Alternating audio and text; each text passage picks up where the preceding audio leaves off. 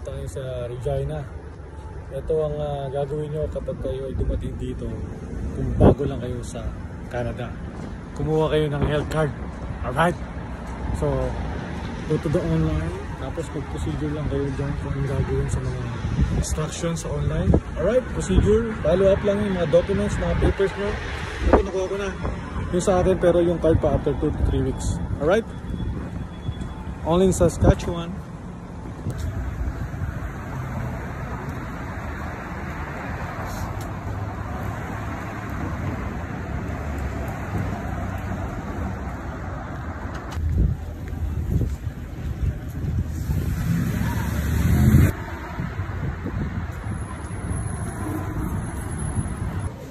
Ito ang Elephant Whiskey.